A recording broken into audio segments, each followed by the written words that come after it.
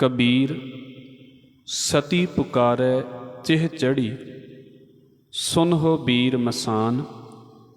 लोग सबाया चल गयो, हम तुम काम निदान। बाबा कबीर साहब ने इस पावन सलोक के अंदर जिहड़ी उदाहरण लई है वो सती दी है।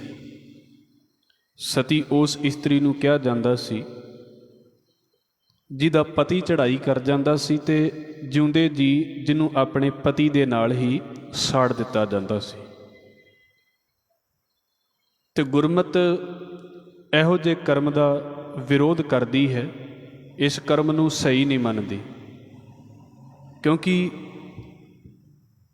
उस वेले जिन्हां ने ये प्रथा शुरू की सी उन्हां ने एक ख्याल बनाया होया सी कि वो जिहड़ी औरत है वो मरण तो बाद अपने पति नूं मिल सकती है। एक ख्याल सी उन्हां दा। सतगुरु जी ने इनू अज्ञानता मन्निया है भी ये अज्ञानता तो वध कुछ भी नहीं है। कौन किसी नूं मिलदा है जाके, इहदे बारे किसी नूं नहीं पता, पर फिर भी पता नहीं किन्नियां औरतां दे नाल ये कुछ वापरिया। कोई चाह दे विच, कोई इनू भाणा मन के, कोई इनू रजा मन के, ते कईयां नूं धक्के दे नाल भी सती कर दिता जांदा रहा है। हुण बाबा कबीर साहब ने सिर्फ उहदी एक उदाहरण लई है भी एक गल असल दे विच कीती की जा रही है। आपां पिछे भी इसे बाबत एक सलोक पढ़ के आए हैं ते दातार ने ये गल सानू समझाई है भी जदों असी जिंदगी च तुर पे हाँ ना किसी पासे, जे रब वाले पासे तुर पे हाँ असी, तो फिर पिछां नूं वेखण दी की लोड़ है वार वार भी हाय लोकी की कहणगे, मेरे बारे लोग की सोचते पे ने। फिर आलस जिहा नहीं आउणा चाहीदा जिंदगी दे विच। जे तुर पे हाँ तो फिर तुर पे हाँ। ये इन्हां सलोकां दा भाव ये चलदा पिया है। जे असी गुरुद्वारे आउणा शुरू कर दिता है ना तो बस फिर शुरू कर दिता है। फिर ये नहीं भी मैं लोगों का भी ख्याल रखदा फिरां भी लोग मेरे बारे की कहणगे। हुण मैं तुर पिया हाँ तो तुर पिया हाँ। जे मैं सेवा वाले पासे आ गया हाँ तो फिर मैनूं लोगों की परवाह नहीं भी लोग मेरे बारे की कह रहे हैं। बस मैं तुरिया हाँ तो फिर मैं तुरिया हाँ। मतलब ये नहीं भी हुण मेरा जिहड़ा ध्यान है जां मेरा ख्याल है वो लोग डाइवर्ट कर सकते हैं, लोग बदल सकते हैं भी लोग कहिंदे सी ते मैं तां हट गया हाँ, लोगों ने मैनूं बड़ा तंग कीता सी। दातार ने उदाहरण लई है क्योंकि कल दा सलोक जिहड़ा ना वो दो सलोक इहदे नाल असीं पढ़ के आए सी। महाराज कहिंदे ने भी बड़ा औखा है अपने शरीर दे मोह तो पार होना। कबीर ऐसा को नहीं मंदिर दे जराए। अपने शरीर दे मोह तो पार होना बड़ा औखा है, कोई विरला ही है जिहड़ा किते इहदे विचों पार हो जाता है। ते नाल ही फिर दातार ने अगला सलोक बोलिया सी, कबीर ऐसा को नहीं यह कर देवै फूक। मतलब अपने शरीर दी हौमै तो, काम तो, क्रोध तो पार होवे बंदा, बड़ा विरला है वो बंदा। ते कहंदे भी इदां है भी जेड़ा बंदा उस पासे तुरदा पिया है ना, समझ लो उन्हें अपने आप को खत्म करना है, जिउंदे जी खत्म करना है, जिउंदे जी अपने आप को मारना है। तो बाबा कबीर कहते उस बंदे की हालत ना एक सती वर्गी हुंदी है, क्योंकि वो जे खत्म नहीं हुई हुंदी, पर जिउंदे जी उन्हें खत्म होना हुंदा है। तो सोच के वेखो भी कितना औखा काम है जिउंदे जी अपने आप को खत्म कर लेना। मैं बेनती करदा हाँ कि गुरमत ने इनू कंडैम किया है, मानती नहीं है गुरमत भी ये काम करना चाहिए है। पर एक बार सोच के वेखीए भी जे असी तुरदे फिरदे हाँ, साडा हथ किते अग दे उत्ते थोड़ा जिहा आ जाए तो वेखो साडी जिंदगी दे विच की बन जाता है। तो जिस औरत नूं जिउंदियां ही अग दे उत्ते सुट दिता जांदा होवेगा उहदे नाल की बीतदी होवेगी, किन्ना कष्ट उन्हें झल्लिया होवेगा अपने आप दे विच। ठीक है बाद दे विच ते मौत आ जाती है, पर जदों जलदियां साड़िया जा रहा है, जिउंदियां साड़िया जा रहा, किते सौखी खेड पई है। तो वेखण वाले दे दिल कंब जाते हैं, जिहदे नाल वापरदा पिया है उहदे नाल की हो रहा होवेगा। मतलब अपने आप को खत्म करना कोई सौखी खेड नहीं है। ਬਾਬਾ ਕਬੀਰ ਕਹਿੰਦੇ ਨੇ ਜਿਉਂਦੇ ਜੀ ਐਸ ਜ਼ਿੰਦਗੀ ਨੂੰ ਜੀਂਦਿਆਂ ਜੀਂਦਿਆਂ ਆਪਣੇ ਅੰਦਰੋਂ ਹਉਮੈ ਖਤਮ ਕਰ ਲੈਣੀ, ਆਪਣੇ ਅੰਦਰੋਂ ਹੰਕਾਰ ਖਤਮ ਕਰ ਲੈਣਾ ਇੰਨਾ ਔਖਾ ਹੈ। ਸਮਝ ਲਓ ਵੀ ਜਿੱਦਾਂ ਬੰਦਾ ਜਿਉਂਦੇ ਜੀ ਸਤੀ ਹੋ ਗਿਆ ਹੋਵੇ, ਬੰਦਾ ਵੀ, ਸਿਰਫ ਔਰਤ ਹੀ ਨਹੀਂ, ਬੰਦਾ ਵੀ ਜਿਉਂਦੇ ਜੀ ਸਤੀ ਹੋ ਗਿਆ ਹੋਵੇ। ਜਿੱਦਾਂ ਜਿਉਂਦੇ ਜੀ ਅੱਗ ਦੇ ਵਿੱਚ ਸੜਨ ਦਾ ਕਸ਼ਟ ਬੜਾ ਹੈ ਨਾ, ਆਪਣੇ ਆਪ ਦੀ ਹਉਮੈ ਖਤਮ ਕਰਨ ਦਾ, ਦੇਹ ਦੀ ਪਕੜ ਖਤਮ ਕਰਨ ਦਾ, ਆਪਣੇ ਅੰਦਰੋਂ ਵਿਕਾਰਾਂ ਨੂੰ ਖਤਮ ਕਰਨ ਦਾ, ਇਹ ਇੰਨਾ ਔਖਾ ਕੰਮ ਹੈ ਜਿੱਦਾਂ ਜਿਉਂਦੇ ਜੀ ਬੰਦੇ ਨੇ ਸੜ ਜਾਣਾ ਹੋਵੇ। ਪਰ ਬਾਬਾ ਕਬੀਰ ਕਹਿੰਦੇ ਜਿਸ ਬੰਦੇ ਨੇ ਰੱਬ ਦੀ ਬਖਸ਼ਿਸ਼ ਦੇ ਨਾਲ ਇਹ ਫੈਸਲਾ ਕਰ ਲਿਆ ਨਾ ਵੀ ਮੈਂ ਤੁਰਨਾ ਹੈ ਤੇਰੇ ਘਰ ਦੇ ਵੱਲ, ਇੱਕ ਤਾਂ ਉਹ ਹੈ ਨਾ ਵੀ ਅਜੇ ਮੈਂ ਸੋਚਦਾ ਹਾਂ ਵੀ ਤੇਰੇ ਘਰ ਦੇ ਵੱਲ ਤੁਰਾਂ, ਪਰ ਫਿਰ ਬੈਠ ਜਾਂਦਾ ਹਾਂ। ਮੈਂ ਚਾਹੁੰਦਾ ਤੇ ਹਾਂ ਵੀ ਬੰਦਗੀ ਦੇ ਵੱਲ ਆਵਾਂ, ਪਰ 2-4 ਦਿਨ ਬੰਦਗੀ ਹੁੰਦੀ ਹੈ ਫਿਰ ਪਿੱਛੇ ਡਿੱਗ ਪੈਂਦਾ ਹਾਂ। ਉਹ ਕੀ ਕਿਹਾ ਜਾਂਦਾ, ਚਿੱਤ ਦੀ ਦੁਬਿਧਾ, ਵੀ 2-4 ਦਿਨ ਮਨ ਦੇ ਵਿੱਚ ਆ ਰਿਹਾ ਹੈ ਫਿਰ ਰਹਿ ਗਿਆ, ਫਿਰ 2-4 ਦਿਨ ਚਾਅ ਚੜਿਆ ਫਿਰ ਰਹਿ ਗਿਆ। ਉਹਨੂੰ ਅਜੇ ਇੱਦਾਂ ਨਹੀਂ ਕਹਿ ਸਕਦੇ ਵੀ ਅਜੇ ਬਿਲਕੁਲ ਪੂਰੀ ਤਰ੍ਹਾਂ ਵਿੰਨਿਆ ਹੋਇਆ ਹੈ ਤੇ ਪੂਰੀ ਤਰ੍ਹਾਂ ਲੱਗਾ ਹੋਇਆ ਹੈ। ਪਰ ਨਾਲ ਇੱਕ ਗੱਲ ਇਹ ਵੀ ਹੈ, ਇੱਕ ਉਹ ਨੇ ਬਸ ਜੇ ਤੁਰ ਪਏ ਤੇ ਤੁਰ ਪਏ, ਜੇ ਆ ਗਏ ਹਾਂ ਤੇ ਬਸ ਆ ਗਏ ਹਾਂ, ਹੁਣ ਪਿੱਛੇ ਨੂੰ ਨਹੀਂ ਚੱਲਦੇ ਪਏ।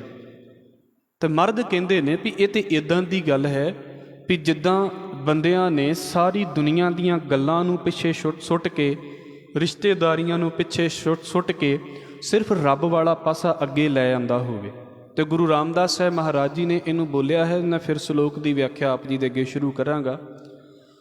ਜਿਨ੍ਹਾਂ ਨੇ ਫੈਸਲਾ ਕਰ ਲਿਆ ਹੈ, ਦਾਤਾਰ ਕਹਿੰਦੇ ਅਬ ਹਮ ਚੱਲੀ ਠਾਕੁਰ ਪਹਿਹਾਰ, ਜਬ ਹਮ ਸ਼ਰਨ ਪ੍ਰਭੂ ਕੀ ਆਈ, ਰਾਖ ਪ੍ਰਭੂ ਭਾਵੇਂ ਮਾਰ। ਕਿੰਨਾ ਸੌਖਾ ਨਾ ਇਸ ਸ਼ਬਦ ਦਾ ਕੀਰਤਨ ਕਰਨਾ, ਕਿੰਨਾ ਸੌਖਾ ਹੈ।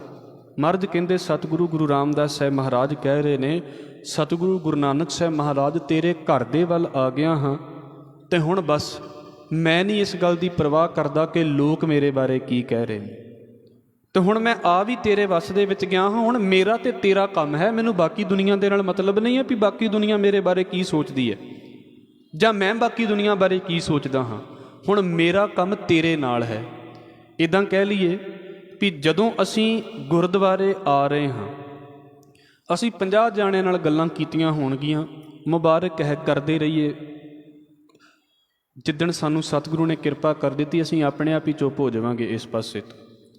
ਪਰ ਜਦੋਂ ਅਸੀਂ ਗੁਰਦੁਆਰੇ ਆ ਕੇ ਬੈਠ ਗਏ ਨਾ, ਸਾਨੂੰ ਕੀ ਲੱਗੇ ਵੀ ਸਾਡੇ ਲਾਗੇ ਕੌਣ ਬੈਠਾ ਤੇ ਸਾਡੇ ਨਾਲ ਕੌਣ ਬੈਠਾ ਹੈ। ਫਿਰ ਇਹ ਵੀ ਭੁੱਲ ਜਾਣਾ ਚਾਹੀਦਾ ਵੀ ਮੇਰਾ ਰੁਤਬਾ ਕੀ ਹੈ, ਮੈਂ ਕੀ ਹਾਂ।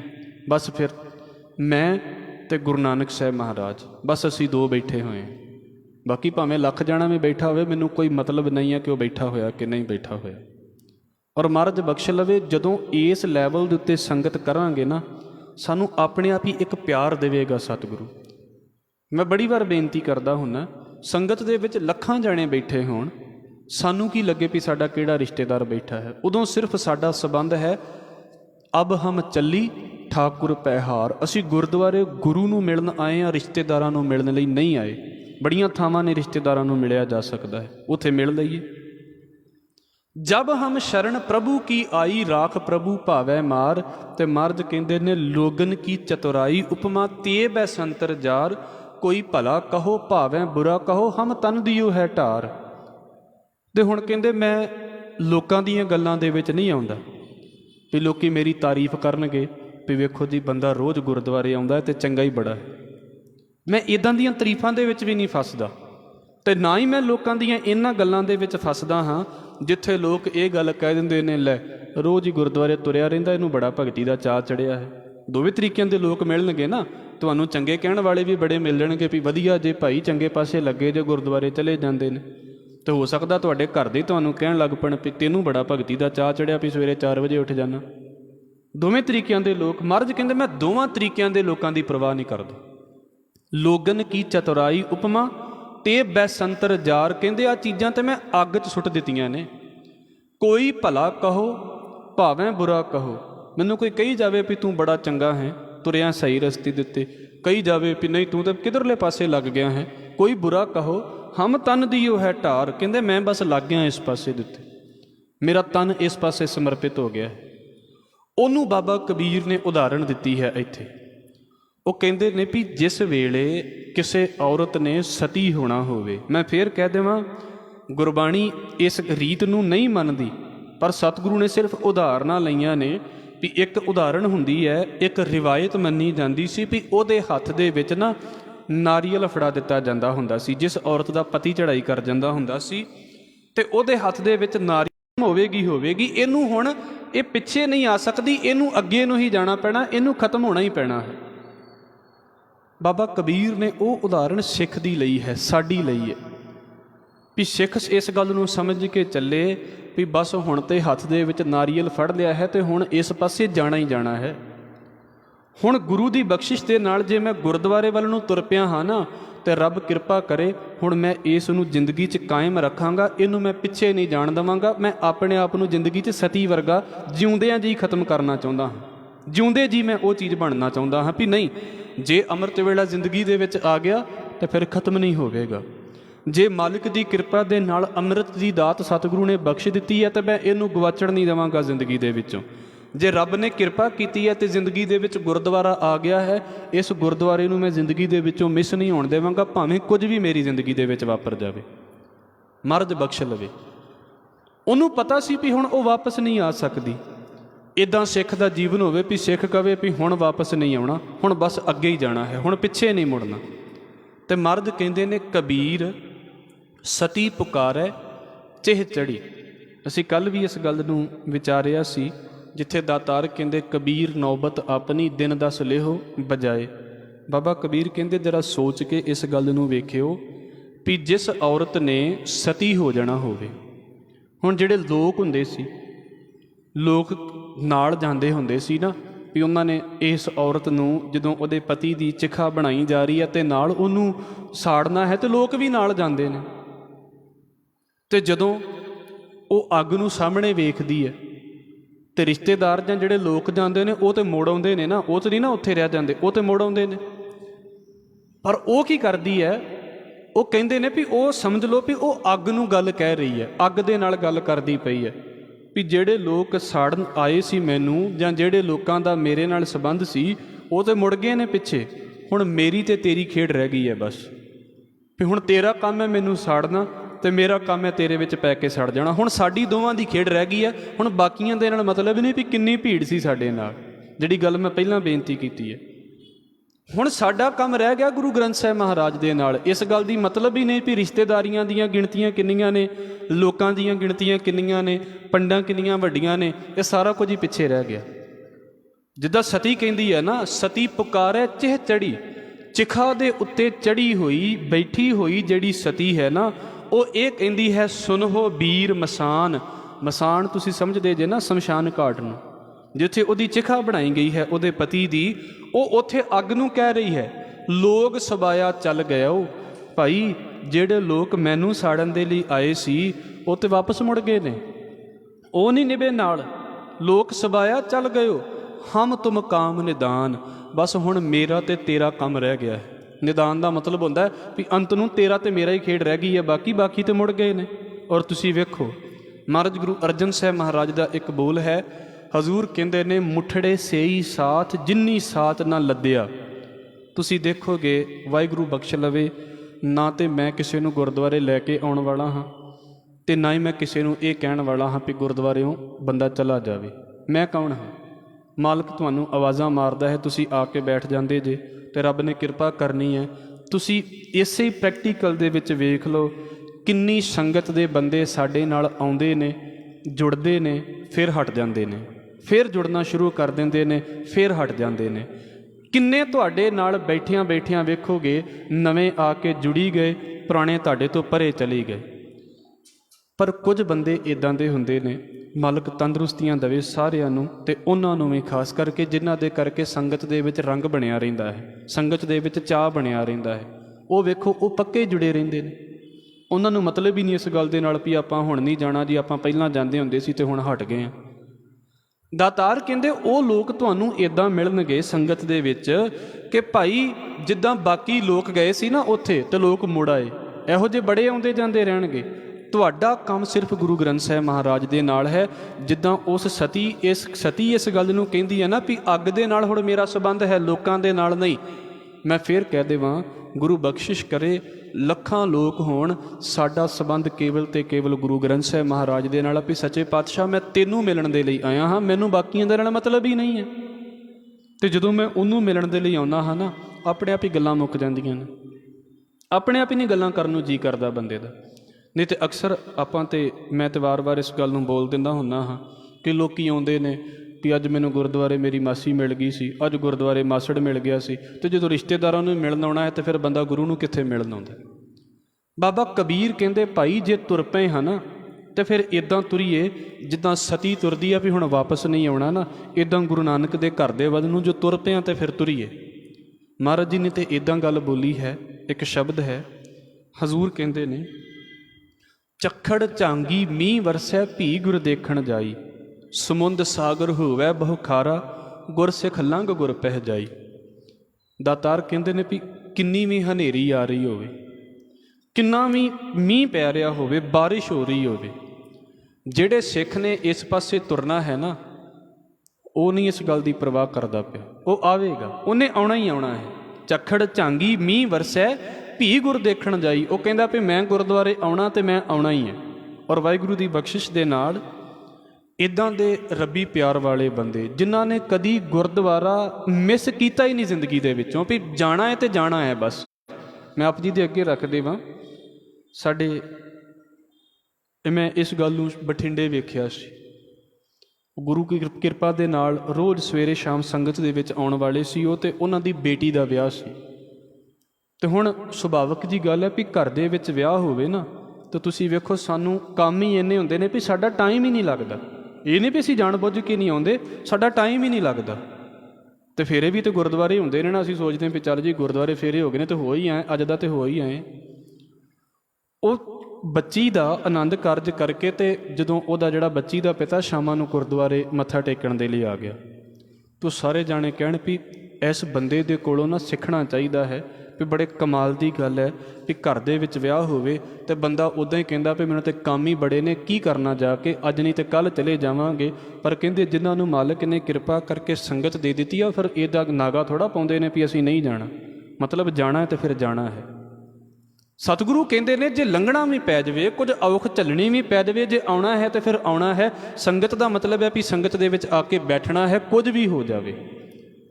ਔਰ ਤੁਸੀਂ ਵੇਖੋਗੇ ਤੁਹਾਡੇ ਵਿੱਚੋਂ ਬਹੁਤੇ ਉਹ ਨੇ, ਚਲੋ ਸਰੀਰ ਰੋਗੀ ਹੋ ਜਾਵੇ ਉਹ ਗੱਲ ਹੋਰ ਹੈ, ਮਾਲਕ ਤੰਦਰੁਸਤੀਆਂ ਦੇਵੇ, ਪਰ ਦਾਤਾਰ ਕਹਿੰਦੇ ਨੇ ਸਮੁੰਦ ਸਾਗਰ ਹੋਵੈ ਬਹੁ ਖਾਰਾ ਗੁਰ ਸਿੱਖ ਲੰਘ ਗੁਰ ਪੈ ਜਾਈ।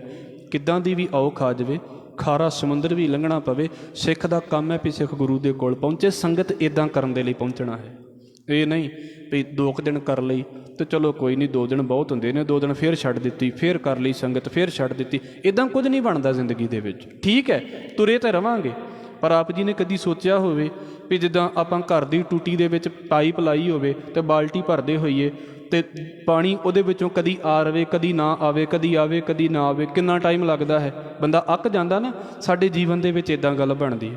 ਲਗਾਤਾਰ ਸੰਗਤ ਨਹੀਂ ਕਰਦੇ ਅਸੀਂ ਵਿੱਚ ਸੰਗਤ ਕਰਦੇ ਹਾਂ ਵੀ 40 ਦਿਨ ਆ ਗਏ, 10 ਦਿਨ ਆ ਗਏ, ਫਿਰ ਬ੍ਰੇਕ ਲੱਗ ਗਈ, ਫਿਰ 10 ਦਿਨਾਂ ਬਾਅਦ ਸ਼ੁਰੂ ਕਰ ਦਿੱਤਾ। ਜਿਹੜਾ 10 ਦਿਨਾਂ ਦਾ ਕਮਾਇਆ ਸੀ ਸਾਡਾ ਫਿਰ ਡੁੱਲ ਗਿਆ, ਫਿਰ ਨਵੇਂ ਸਿਰੇ ਤੋਂ ਇਕੱਠਾ ਕਰਨਾ ਪੈਂਦਾ। ਮਹਾਰਾਜ ਕਹਿੰਦੇ ਭਾਈ ਜੇ ਤੁਰੇ ਹਾਂ ਇਸ ਘਰ ਦੇ ਵੱਲ ਤਾਂ ਫਿਰ ਇੱਦਾਂ ਤੁਰੋ ਜਿੱਦਾਂ ਸਤੀ ਤੁਰਦੀ ਹੈ। ਫਿਰ ਇਹਨਾਂ ਗੱਲਾਂ ਦੀਆਂ ਪਰਵਾਹਾਂ ਛੱਡਣੀਆਂ ਪੈਂਦੀਆਂ ਨੇ ਵੀ ਲੋਕ ਮੇਰੇ ਬਾਰੇ ਕੀ ਕਹਿ ਰਹੇ। ਜੇ ਮੈਂ ਤੁਰਿਆ ਹਾਂ ਗੁਰੂ ਨਾਨਕ ਦੇ ਘਰ ਦੇ ਵੱਲ ਤਾਂ ਲੋਕੀ ਭਾਵੇਂ ਜੋ ਮਰਜ਼ੀ ਕਹੀ ਜਾਣ, ਮੈਨੂੰ ਕੀ ਹੈ, ਮੈਂ ਤਾਂ ਤੁਰਿਆ ਹਾਂ ਇਸ ਪਾਸੇ ਵੱਲ। ਔਰ ਲੋਕਾਂ ਨੂੰ ਇਹ ਕਹਿਣਾ ਪਵੇਗਾ ਲੋਕ ਸਬਾਇਆ ਚੱਲ ਗਇਓ ਹਮ ਤੁਮ ਕਾਮ ਨਿਦਾਨ। ਮੈਂ ਲੋਕਾਂ ਲਈ ਨਹੀਂ ਆ ਰਿਹਾ, ਮੈਂ ਗੁਰੂ ਲਈ ਆ ਰਿਹਾ ਹਾਂ। ਅਤੇ ਸੱਚੇ ਪਾਤਸ਼ਾਹ ਹੁਣ ਮੇਰਾ ਅਤੇ ਤੇਰਾ ਕੰਮ ਹੈ, ਬਸ ਤੂੰ ਵੇਖ ਵੀ ਮੈਨੂੰ ਕਿੱਦਾਂ ਵੇਖਦਾ ਪਿਆ, ਬਸ ਤੂੰ ਵੇਖ। ਅਤੇ ਗੁਰੂ ਨਾਨਕ ਸਾਹਿਬ ਮਹਾਰਾਜ ਜੀ ਨੇ ਸਤਿਗੁਰੂ ਕਿਰਪਾ ਕਰਨ, ਮੈਂ ਇੱਕ ਵਚਨ ਭਾਈ ਗੁਰਦਾਸ ਸਾਹਿਬ ਜੀ ਦਾ ਅੱਗੇ ਰੱਖਦੇ ਹਾਂ। ਗੁਰਮਤਿ ਵੀ ਕਹਿੰਦੀ ਹੈ ਵੀ ਸਤੀ ਹੋ ਜਾਣਾ ਚਾਹੀਦਾ ਹੈ, ਪਰ ਇੱਦਾਂ ਦਾ ਸਤੀ ਨੇ ਵੀ ਜਿਉਂਦੇ ਜੀ ਸਾੜ ਲਓ। ਗੁਰਮਤਿ ਤਾਂ ਕਹਿੰਦੀ ਹੈ ਬੰਦੇ ਵੀ ਸਤੀ ਹੋਣ, ਸਿਰਫ ਔਰਤ ਹੀ ਕਿਉਂ ਹੋਵੇ। ਵੀ ਇੱਦਾਂ ਤਾਂ ਇਹ ਗੱਲ ਤਾਂ ਪੱਕੀ ਕਰ ਦਿੱਤੀ ਨਾ ਵੀ ਉਹ ਬੰਦਾ ਚੜ੍ਹਾਈ ਕਰ ਗਿਆ ਅਤੇ ਉਹਦੇ ਪਿੱਛੇ ਔਰਤ ਜਿਹੜੀ ਆ ਪਤੀ ਨੂੰ ਮਿਲੇਗੀ, ਅਤੇ ਪਤੀ ਲਈ ਇਹ ਵਿਧਾਨ ਕਿਉਂ ਨਹੀਂ ਸੀ? ਪਤੀ ਨੂੰ ਉਹਦੀ ਲੋੜ ਨਹੀਂ ਸੀ? ਪਤੀਲੀ ਇੱਥੇ ਜੋ ਹੈਗੀਆਂ ਸੀ ਉਹਨੂੰ ਪਤਾ ਵੀ ਉਹ ਚੜ੍ਹਾਈ ਕਰ ਗਈ ਹੈ ਅਤੇ ਉਹਨੇ ਇੱਥੇ ਵਿਆਹ ਕਰ ਲੈਣਾ ਦੁਬਾਰਾ, ਅਤੇ ਔਰਤ ਲਈ ਤਾਂ ਕੋਈ ਇੱਦਾਂ ਦਾ ਵਿਧਾਨ ਹੈ ਹੀ ਨਹੀਂ ਸੀ, ਉਹਨੂੰ ਤਾਂ ਵਿਚਾਰੀ ਨੂੰ ਫਿਰ ਖਤਮ ਹੀ ਹੋਣਾ ਪੈਂਦਾ ਸੀ ਨਾ। ਇਸ ਕਰਕੇ ਇਹ ਅਗਿਆਨਤਾ ਸੀ, ਪਖੰਡ ਹੈ, ਅਤੇ ਇਹਨੂੰ ਫਿਰ ਕਾਨੂੰਨ ਬਣਾਇਆ। ਵੈਸੇ ਤਾਂ ਗੁਰੂ ਅਮਰਦਾਸ ਸਾਹਿਬ ਮਹਾਰਾਜ ਨੇ ਪਹਿਲਾਂ ਹੀ ਇਹਨਾਂ ਚੀਜ਼ਾਂ ਦੇ ਬਾਰੇ ਬੋਲ ਦਿੱਤਾ। ਮਹਾਰਾਜ ਕਹਿੰਦੇ ਸਤੀਆਂ ਇਹ ਨਾ ਆਖੀਆਂ ਜੇ ਮੜਿਆ ਲੱਗ ਜਲਨ, ਨਾਨਕ ਸਤੀਆਂ ਜਾਣੀਆਂ ਜੇ ਬਿਰਹੇ ਚੋਟ ਮਰਨ। ਉਹ ਕਦੀ ਸਤੀ ਹੋਈ ਕਹਿੰਦੇ ਜਿਹੜੀ ਅੱਗ ਦੇ ਵਿੱਚ ਸਾੜ ਦਿੱਤੀ, ਉਹ ਤਾਂ ਮਜਬੂਰੀ 'ਚ ਵੀ ਸਾੜ ਸਕਦਾ, ਕੋਈ ਧੱਕੇ ਨਾਲ ਵੀ ਕੋਈ ਸਾੜ ਸਕਦਾ ਹੈ। ਸਤੀ ਤੇ ਉਹ ਹੈ ਭਾਈ ਜਿਹਨੇ ਵਿਛੋੜੇ ਦੀ ਪੀੜ ਨੂੰ ਬਰਦਾਸ਼ਤ ਕੀਤਾ ਹੈ, ਅਤੇ ਜਿਹੜੀ ਵਿਛੋੜਾ ਸੁਣਦਿਆਂ ਹੀ ਇਸ ਗੱਲ ਨੂੰ ਨਹੀਂ ਬਰਦਾਸ਼ਤ ਕਰ ਸਕੀ ਵੀ ਫਿਰ ਤੂੰ ਵਿਛੋੜਾ ਹੋ ਗਿਆ ਹੈ, ਉਹ ਹੈ ਅਸਲ ਦੇ ਵਿੱਚ ਸਤੀ। ਮਹਾਰਾਜ ਨੇ ਇਹਨੂੰ ਸਮਾਜ ਦੇ ਵਿੱਚੋਂ ਖਤਮ ਕੀਤਾ ਹੈ। ਸਰਦਾਰਾਂ ਦੇ ਵਿੱਚ ਕਦੀ ਹੁੰਦਾ ਹੀ ਨਹੀਂ ਸੀ, ਪਰ ਇਹ ਇਤਿਹਾਸਕ ਹਵਾਲੇ ਨੇ। ਆਪ ਜੀ ਦੇ ਅੱਗੇ ਗੱਲ ਰੱਖ ਦੇਵਾਂ, ਭਾਈ ਗੁਰਦਾਸ ਸਾਹਿਬ ਕਹਿੰਦੇ ਵੀ ਜਿਹੜਾ ਸਿੱਖ ਹੈ ਨਾ, ਭਾਵੇਂ ਉਹ ਇਸਤਰੀ ਹੈ ਅਤੇ ਭਾਵੇਂ ਪੁਰਸ਼ ਹੈ, ਉਹ ਕਿੱਦਾਂ ਹੁੰਦਾ ਹੈ। ਉਹਨਾਂ ਨੇ ਉਦਾਹਰਣ ਲਈ ਹੈ ਵੀ ਦੁਨਿਆਵੀ ਤੌਰ ਦੇ ਉੱਤੇ ਸਤੀ ਹੋਣਾ ਬੜਾ ਵੱਡਾ ਕੰਮ ਮੰਨਿਆ ਜਾਂਦਾ ਹੈ, ਪਰ ਜਿਹੜਾ ਬੰਦਾ ਸੰਗਤ ਦੇ ਵਿੱਚ ਆ ਕੇ ਸਤੀ ਹੋ ਜਾਂਦਾ ਹੈ ਨਾ, ਅਸੀਂ ਸਾਰੇ ਹੀ, ਮੈਂ ਵੀ, ਜਿਹੜਾ ਬੰਦਾ ਸੰਗਤ ਦੇ ਵਿੱਚ ਆ ਕੇ ਸਤੀ ਹੋ ਜਾਂਦਾ ਹੈ ਉਹਦੇ ਨਾਲ ਦੀ ਰੀਸ ਹੀ ਕੋਈ ਨਹੀਂ ਹੈ। ਕੋਸ਼ਿਸ਼ ਕਰਕੇ ਵੇਖਿਓ ਭਲਾ ਜ਼ਿੰਦਗੀ ਦੇ ਵਿੱਚ ਇੱਦਾਂ ਹੁੰਦਾ ਕਿ ਨਹੀਂ। ਮਰਦ ਕਹਿੰਦੇ ਨੇ ਲੂਣ ਸਾਹਿਬ ਦਾ ਖਾ ਕੇ ਰਣ ਅੰਦਰ ਲੜ ਮਰੈ ਸੋ ਜਾਪੈ। ਭਾਈ ਗੁਰਦਾਸ ਸਾਹਿਬ, ਲੂਣ ਸਾਹਿਬ ਦਾ ਖਾਏ ਕੇ ਰਣ ਅੰਦਰ ਲੜ ਮਰੈ ਸੋ ਜਾਪੈ। ਕਿਸੇ ਬੰਦੇ ਨੇ ਕਿਸੇ ਮਾਲਕ ਦੀ ਨੌਕਰੀ ਕੀਤੀ ਹੋਵੇ, ਅਤੇ ਹੁਣ ਸੁਭਾਵਿਕ ਦੀ ਗੱਲ ਹੈ ਵੀ ਜੇ ਉਸ ਰਾਜੇ ਦੀ ਨੌਕਰੀ ਕਰਦਾ ਹੈ, ਰਾਜੇ ਦੀ ਲੜਾਈ ਹੋ ਗਈ ਕਿਸੇ ਦੂਸਰੇ ਦੇ ਨਾਲ, ਅਤੇ ਉਹਨੂੰ ਜਾ ਕੇ ਲੜਾਈ ਕਰਨੀ ਪੈਣੀ ਹੈ, ਕਿਉਂਕਿ ਉਹਦਾ ਲੂਣ ਖਾਧਾ ਹੈ, ਉਹਨੇ ਪੈਸੇ ਖਾਧੇ ਨੇ ਉਹਦੇ। ਰਣ ਅੰਦਰ ਲੜ ਮਰੈ ਸੋ ਜਾਪੈ, ਸਿਰ ਵੱਡੇ ਹਥਿਆਰ ਕਰ ਵਰਿਆਮਾ ਵਰਿਆਮ ਸੰਜਾਪੈ। ਅਤੇ ਇੱਦਾਂ ਜਾ ਕੇ ਲੜੇ ਵੀ ਉਹਦਾ ਸਿਰ ਵੀ ਕੱਟਿਆ ਜਾਵੇ, ਸਿਰ ਵੀ ਖਤਮ ਹੋ ਜਾਵੇ ਉਹਦਾ, ਇੱਦਾਂ ਲੜੇ ਜਾ ਕੇ, ਪੂਰੀ ਜਾਨ ਹੂਲ ਕੇ ਲੜੇ। ਸਿਰ ਵੱਡੇ ਹਥਿਆਰ ਕਰ ਵਰਿਆਮਾ ਵਰਿਆਮ ਸੰਜਾਪੈ। ਅਤੇ ਕਹਿੰਦੇ ਕੀ ਹੋਵੇ, ਤਿਸ ਪਿੱਛੇ ਜੋ ਇਸਤਰੀ ਥਾਪ ਥੇਈ ਦੇ ਵਰੈ ਸਰਾਪੈ। ਅਤੇ ਲੋਕੀ ਕੀ ਕਰਨ ਵੀ ਉਹ ਬੰਦਾ ਤਾਂ ਚੜ੍ਹਾਈ ਕੀਤਾ ਹੀ ਕੀਤਾ, ਉਹਦੇ ਪਿੱਛੇ ਜਿਹੜੀ ਇਸਤਰੀ ਸੀ ਨਾ ਉਹ ਵੀ ਚੜ੍ਹਾਈ ਕਰ ਗਈ। ਕਿੱਦਾਂ? ਉਹਨੂੰ ਅੱਗ ਦੇ ਵਿੱਚ ਸਾੜ ਦਿੱਤਾ ਗਿਆ, ਉਹਨੂੰ ਸਤੀ ਕਰ ਦਿੱਤਾ ਗਿਆ। ਲੋਕਾਂ ਨੇ ਬੜੀ ਵਡਿਆਈ ਕੀਤੀ ਵੀ ਵੇਖੋ ਜੀ ਕਿੱਡੇ ਵੱਡੇ ਕੰਮ ਕਰ ਦਿੱਤੇ। ਥਾਪ ਥੇਈ, ਥੇਈ ਵੈਸੇ ਨਾ ਇੱਕ ਰਸਮ ਹੁੰਦੀ ਹੈ। ਜਦੋਂ ਵੀ ਜਿੰਨਾ ਟੱਬਰਾਂ ਦੇ ਵਿੱਚ ਇਹ ਹੁੰਦਾ ਸੀ ਨਾ, ਸਾਡੇ ਤਾਂ ਚਲੋ ਮਹਾਰਾਜ ਨੇ ਬਖਸ਼ ਲਿਆ, ਹੁਣ ਤਾਂ ਕਾਨੂੰਨ ਬਣ ਗਿਆ ਇਸ ਚੀਜ਼ ਦਾ ਨਾ, ਇਹ ਨਹੀਂ ਹੁੰਦਾ। ਉਹ ਕੀ ਹੁੰਦਾ ਸੀ ਵੀ ਉਹਨਾਂ ਦੀਆਂ ਯਾਦਾਂ ਦੇ ਵਿੱਚ ਮੜੀਆਂ ਬਣੀਆਂ ਹੁੰਦੀਆਂ ਸੀ, ਮਟੀਆਂ ਬਣੀਆਂ ਹੁੰਦੀਆਂ ਨੇ। ਤੁਸੀਂ ਅਜੇ ਵੀ ਕਈਆਂ ਥਾਵਾਂ 'ਤੇ ਵੇਖੋਗੇ ਸਤੀ ਦੇਵੀ ਦੀ ਜਿਹੜੀ ਆ ਉਹ ਯਾਦਗਾਰ ਬਣੀ ਹੋਈ ਆ। ਕਿਉਂ ਬਣੀ ਹੋਈ ਆ? ਵੀ ਉੱਥੇ ਜਿਉਂਦੇ ਜੀ ਉਹਨੂੰ ਸਾੜਿਆ ਗਿਆ, ਇਹਦਾ ਮਤਲਬ ਹੀ ਇਹ ਹੈ।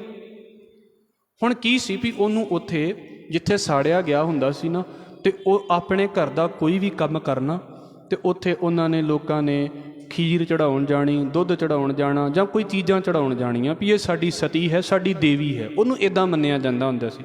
ਅਜੇ ਵੀ ਕਈਆਂ ਥਾਵਾਂ 'ਤੇ ਸਤੀ ਦੇਵੀ ਦੀ ਪੂਜਾ ਹੁੰਦੀ ਹੈ, ਜੇ ਆਪ ਜੀ ਨੇ ਵੇਖਿਆ ਹੋਵੇ। ਸਾਡੇ ਵਿੱਚ ਇੱਦਾਂ ਦਾ ਕੋਈ ਵਿਧਾਨ ਨਹੀਂ ਹੈ ਅਤੇ ਕਰਨੀ ਵੀ ਨਹੀਂ ਚਾਹੀਦੀ। ਤਿਸ ਪਿੱਛੇ ਜੋ ਇਸਤਰੀ ਥਾਪ ਥਈ ਦੇ ਵਰੈ ਸਰਾਪੈ, ਪੋਤੈ ਪੁੱਤ ਵਡੀਰੀਆਂ ਪਰਿਵਾਰੈ ਸਾਧਾਰ ਪਰਾਪੈ। ਅਤੇ ਫਿਰ ਜਿਨ੍ਹਾਂ ਪਰਿਵਾਰਾਂ ਦੇ ਵਿੱਚ ਕਿਤੇ ਬੀਬੀ ਦੇ ਨਾਲ ਇਹ ਕੰਮ ਹੋ ਜਾਂਦਾ ਸੀ ਨਾ, ਅਤੇ ਬੜੇ ਲੋਕਾਂ ਨੇ ਮਤਲਬ ਅਗਲੀਆਂ ਪੀੜ੍ਹੀਆਂ ਜਿਹੜੀਆਂ ਅਗਲੀਆਂ ਜਨਰੇਸ਼ਨਸ ਨੇ ਨਾ, ਉੱਥੋਂ ਤੱਕ ਲੋਕਾਂ ਨੇ ਵਡਿਆਈ ਕਰਨੀ ਵੀ ਤੁਹਾਡੇ ਵੱਡਿਆਂ ਦੇ ਵਿੱਚੋਂ ਇੱਕ ਬੀਬੀ ਸੀ, ਉਹਨੂੰ ਜਿਹੜਾ ਸੀ ਉਹ ਸਤੀ ਕੀਤਾ ਗਿਆ ਸੀ। ਲੋਕਾਂ ਨੇ ਬੜੀ ਵਡਿਆਈ ਕਰਨੀ। ਭਾਈ ਗੁਰਦਾਸ ਸਾਹਿਬ ਨੇ ਇਸ ਗੱਲ ਨੂੰ ਵੇਖਿਆ। ਇਹ ਤਾਂ ਹੁਣ ਲੋਕਾਂ ਦੀ ਗੱਲ ਹੈ, ਲੋਕੀ ਇੱਦਾਂ ਸਤੀ ਹੋਣ ਨੂੰ ਮੰਨਦੇ ਨੇ। ਗੁਰਮਤਿ ਕਿੱਦਾਂ ਕਹਿੰਦੀ ਹੈ ਵੀ ਸਤੀ ਹੋਣਾ ਹੈ, ਔਰ ਇਹ ਤਾਂ ਇਕੱਲੀ ਇਸਤਰੀ ਲਈ ਸੀ। ਆਹ ਜਿਹੜਾ ਗੁਰਮਤਿ ਦਾ ਪਾਸਾ ਹੈ ਇਹ ਬੰਦੇ ਦੇ ਲਈ ਵੀ ਬਰਾਬਰ ਹੈ। ਭਾਈ ਗੁਰਦਾਸ ਸਾਹਿਬ ਕਹਿੰਦੇ ਗੁਰਮਤਿ ਦਾ ਸਤੀ ਹੋਣਾ ਪਤਾ ਕੀ ਹੈ? ਜਿਉਂਦੇ ਜੀ ਖਤਮ ਹੋਣਾ ਕੀ ਹੈ? ਵਖਤੈ ਉੱਪਰ ਲੜ ਮਰੈ ਅੰਮ੍ਰਿਤ ਵੇਲਾ ਸ਼ਬਦ ਅਲਾਪੈ। ਵਖਤੇ ਉੱਪਰ ਮਤਲਬ ਸਮੇਂ ਦੇ ਉੱਤੇ, ਜਦੋਂ ਅੰਮ੍ਰਿਤ ਵੇਲਾ ਹੋ ਗਿਆ ਨਾ ਉਦੋਂ ਉੱਠ ਪਵੇ। ਇਹ ਤਾਂ ਮਰਨਾ ਹੀ ਹੈ ਨਾ ਆਪਣੇ ਆਪ ਨੂੰ ਵੀ ਹਾਏ ਅੰਮ੍ਰਿਤ ਵੇਲੇ ਉੱਠਾਂਗੇ, ਅਜੇ ਹੁਣ ਤੇ ਸੁੱਤੇ ਸੀ, ਹੁਣ ਕਿਉਂ ਉੱਠ ਪਈਏ। ਵਖਤੈ ਉੱਪਰ ਲੜ ਮਰੈ ਅੰਮ੍ਰਿਤ ਵੇਲਾ ਸ਼ਬਦ ਅਲਾਪੈ। ਜਿਹੜਾ ਬੰਦਾ ਅੰਮ੍ਰਿਤ ਵੇਲੇ ਉੱਠਣ ਲੱਗ ਪਿਆ ਹੈ, ਸਮਝ ਲਓ ਉਸ ਬੰਦੇ ਨੇ ਸਤੀ ਹੋਣ ਵਾਲਾ ਪਹਿਲਾ ਸਟੈਪ ਕਲੀਅਰ ਕਰ ਲਿਆ ਹੈ।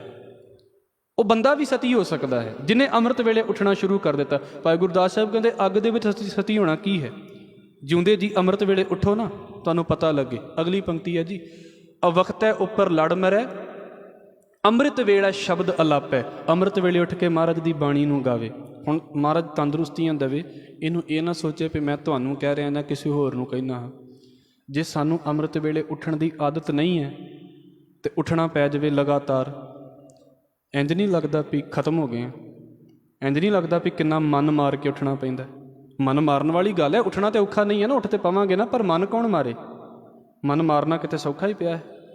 ਦਾਤਾਰ ਕਹਿੰਦੇ ਇੱਦਾਂ ਅੰਮ੍ਰਿਤ ਵੇਲੇ ਉੱਠ ਕੇ ਤੇ ਮਹਾਰਾਜ ਦੀ ਬਾਣੀ ਨੂੰ ਪੜ੍ਹੇ, ਇਹ ਵੀ ਸਤੀ ਹੋਣਾ ਹੀ ਹੈ। ਫਿਰ ਕੀ ਹੈ? ਸਿਰਫ ਉੱਥੇ ਹੀ ਗੱਲ ਨਹੀਂ, ਸਾਧ ਸੰਗਤ ਵਿੱਚ ਜਾਏ ਕਹਿ ਹਉ ਮੈਂ ਮਾਰ ਮਰੈ ਹੋਏ ਆਪੈ। ਸੰਗਤ ਦੇ ਵਿੱਚ ਜਾਵੇ ਤੇ ਫਿਰ ਕੀ ਕਰੇ? ਆਪਣੀ ਹਉਮੈ ਦਾ ਨਾਸ਼ ਕਰੇ। ਇਹ ਨਹੀਂ ਘਰ ਦੇ ਵਿੱਚ ਤੇ ਉੱਠ ਪਵੇਗਾ ਅੰਮ੍ਰਿਤ ਵੇਲੇ ਤੇ ਪਾਠ ਵੀ ਕਰ ਲਵੇਗਾ, ਬੜੀ ਵਧੀਆ ਗੱਲ ਹੈ। ਫਿਰ ਉਹਨੂੰ ਘਰ ਦੇ ਵਿੱਚ ਉੱਠਣ ਦਾ ਹੀ ਹੰਕਾਰ ਹੋ ਜਾਣਾ ਵੀ ਮੈਂ ਤੇ ਰੋਜ਼ ਉੱਠਦਾ ਹਾਂ। ਸੰਗਤ ਦੇ ਵਿੱਚ ਆ ਕੇ ਜਦੋਂ ਵੇਖੇਗਾ ਨਾ ਵੀ ਭਾਈ ਮੈਂ ਇਕੱਲਾ ਨਹੀਂ ਉੱਠਦਾ, ਬੜੇ ਜਾਣੇ ਉੱਠੇ ਪਏ ਹੁੰਦੇ ਨੇ ਮੇਰੇ ਤੋਂ ਪਹਿਲਾਂ, ਮੈਂ ਇਕੱਲਾ ਨਹੀਂ ਉੱਠਦਾ, ਬੜੀ ਦੁਨੀਆ ਅੰਮ੍ਰਿਤ ਵੇਲਾ ਸੰਭਾਲਦੀ ਪਈ ਹੈ, ਫਿਰ ਆਪਣੇ ਆਪ ਹੀ ਹੰਕਾਰ ਸ਼ਾਂਤ ਹੋ ਜਾਵੇਗਾ। ਆਪਣੇ ਆਪ ਹੀ ਲੱਗੇਗਾ ਕਿ ਮੈਨੂੰ ਲੱਗਦਾ ਸੀ ਮੈਂ ਹੀ ਬੜੀ ਚੀਜ਼ ਹਾਂ। ਸੰਗਤ ਦੇ ਵਿੱਚ ਆ ਕੇ ਵੇਖਿਆ ਇੱਕ ਦੂ ਇੱਕ ਚੜਾਉਂਦੀਆਂ, ਕੌਣ ਜਾਣੇ ਮੇਰਾ ਨਾਮ ਜੀਓ, ਮੈਂ ਕੀ ਹਾਂ? ਮੈਂ ਤਾਂ ਘਰ 'ਚ ਹੀ ਸੋਚਦਾ ਪਿਆ ਸੀ ਵੀ ਬਾਕੀ ਨਹੀਂ ਉੱਠਦੇ ਤੇ ਮੈਂ ਉੱਠਦਾ, ਇਸ ਕਰਕੇ ਮੈਂ ਬੜਾ ਰੱਬ ਦੇ ਨੇੜੇ। ਸੰਗਤ ਦੇ ਵਿੱਚ ਆ ਕੇ ਵੇਖਿਆ ਤੇ ਭਾਈ ਇੱਥੇ ਤੇ 4 ਵਜੇ ਤੋਂ ਪਹਿਲਾਂ ਕਈ ਜਣੇ ਪਹੁੰਚੇ ਹੁੰਦੇ ਨੇ। ਇਹ ਇਸੇ ਗੁਰਦੁਆਰੇ ਦੀ ਗੱਲ ਹੈ।